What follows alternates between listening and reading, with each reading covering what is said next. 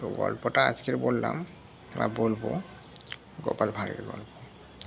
এখন একবার হয়েছে কি, নবাব বাহাদুরের ইচ্ছে হয়েছে যে গল্প শুনবে। কার কাছ থেকে? না, কৃষ্ণচন্দ্রের সভাসদ সবার কাছ থেকে। মানে শুধু একা গোপাল ভাঁড়ের কাছ থেকে নয়, কিন্তু সবার কাছ থেকেই শুনবে। এবারে এক একজন করে প্রত্যেক দিন যাবে। এবারে হিরো, মানে অর্থাৎ যারা প্রথম থেকে একটু লাফায় বেশি, এদিক সেদিক এমন ভাব দেখাবে যেন বিশাল কিছু, সেরকমও আছে। আবার যারা জিতে চায় না সেরকমও আছে, যদিও ঠিক আছে। তো যারা আবার যে কিছুই জানি না গল্পে, তাদেরকেও যেতে হবে। মোটামুটি তার এরকমই অর্ডার বা আদেশ যে যেতেই হবে, মোটামুটি যে গল্প বলতে যেতে হবে। যে ধরুন বৈদ্য, তাকেও যেতে হবে। যে ধরুন আর কি বলা যায়, পণ্ডিত, তাকেও। কিন্তু পণ্ডিত যে গল্প জানবে না এমন নয়, কারণ সে তো পণ্ডিত, মানে তার গল্প জানাটা স্বাভাবিক। সে যদি শিক্ষক, কারণ সেই তো সব কিছু বলবে। কিন্তু এখানে ব্যাপারটা আলাদা, যেহেতু এখানে একজন হিরো রাখা হয়েছে, তাই বা সেই কারণে এই ব্যাপার। তো হিরো হলেও কি হবে, সে কিন্তু সব জায়গায় সব জিনিসটা দেখাচ্ছে না।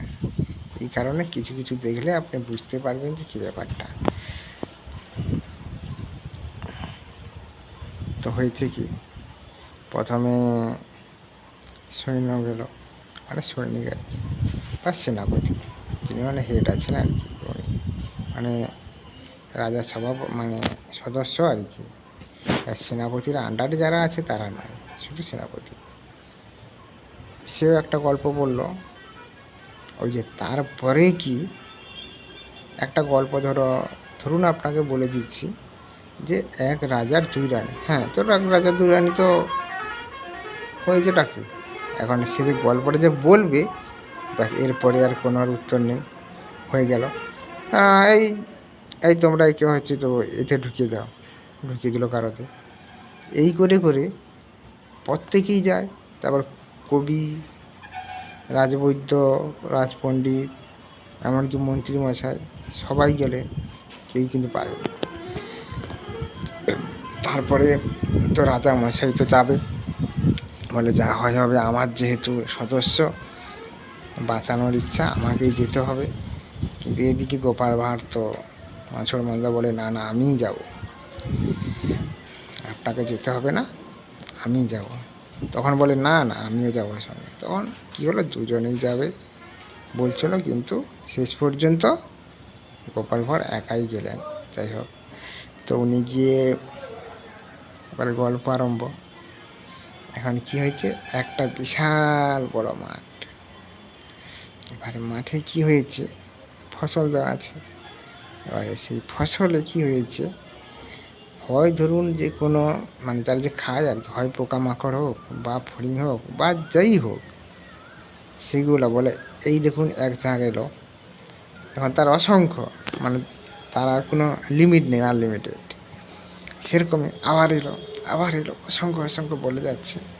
ব্যাস, বলে যে তারপরে এমন একটা জাল মারলো যে সেই জালটার মধ্যে সবগুলাই ধরা পড়লো। মানে দেখো, এটা একটা গল্প বলে তাই, কারণ যেহেতু এটা তো নবাব বাহাদুরকে শোনাতে হবে, তাই এই কেস, এই ব্যাপার।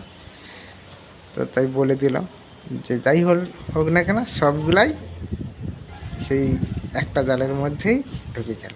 ব্যাস, এবারে নবাব বাহাদুর তো, তার তো প্রথম থেকে তো ইচ্ছে আছে, কীরকম বলুন তো, প্রত্যেকটা কথার মধ্যে বলবে যে এরপরে কি হবে, তারপরে কি হবে, এরকম। এইবারেই গোপাল ভাঁড় নিশ্চিন্ত। এবারে বলে সেই জালের মধ্যে কি হয়েছে, একটা ফুটো আছে বা একটু ছেঁড়া আছে, যাতে একটা করে মোটামুটি বেরিয়ে যেতে পারবে। ব্যাস, বলে যে নবাব বাহাদুর একেবারে, হ্যাঁ, এর মধ্যে আর একটা কথা বলে দিই, আগে থেকেই শর্ত করে রেখেছে যে দেখুন, আমি যখন গল্প বলবো, আপনার কিন্তু না বলা যাবে না, না বললেই কিন্তু আর বলতে পারে না, বলা যাবে না, কিন্তু গল্প আপনাকে শুনতেই হবে। সে বলে এতজন এলো যখন, তার কৃষ্ণচন্দ্রের সভাসদদের মধ্যে এতজন, পণ্ডিত, কবি, এতজন এলো, কেউ পারলো না। গোপাল আর ঠিক আছে, হ্যাঁ হ্যাঁ হ্যাঁ কোনো অসুবিধা নেই। আরে কী করতে পারবে, এ তো এসছে তখন তো আর ঠিক আছে।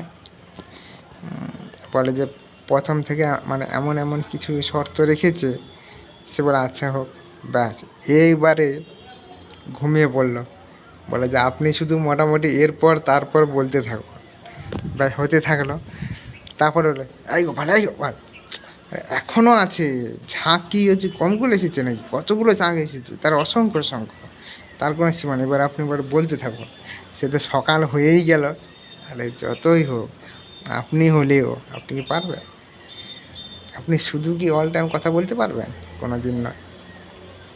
তো সেই কারণে সে শেষ পর্যন্ত কি হলো, আর নবাব বাহাদুর আর কোনো মতে আর পারল না। বলে যে গোপাল আমি আর গল্প শুনতে চাই না, আমার এখান থেকে শিক্ষা হয়েছে, ঠিক আছে, যে তুমি যাই করতে।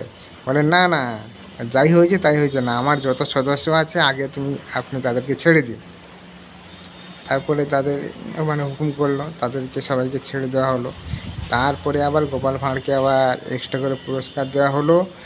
তারপরে সম্মান দেওয়া, পুরস্কার দেওয়া, সমস্ত কিছু দিয়ে তারপরে সবাইকে কী করলো, সেই আবার কৃষ্ণনগরে পাঠিয়ে দিলেন উনি। এইখান থেকে আপনি বুঝবেন যে কী ব্যাপার, যে গল্পটা দেওয়ার কারণ, যে যখন কারোর সেরকম সেরকম ব্যাপার হবে আপনি তখন এরকম এরকম টাইপের কিছু দিতে পারবেন। টিকটিকে পড়লো। এবার একটা সত্যি মিথ্যা আপনি যাচাই করুন, তবে ভালো লাগলে আপনার ইচ্ছে যেটা সেটাই করুন। Okay bye, tata.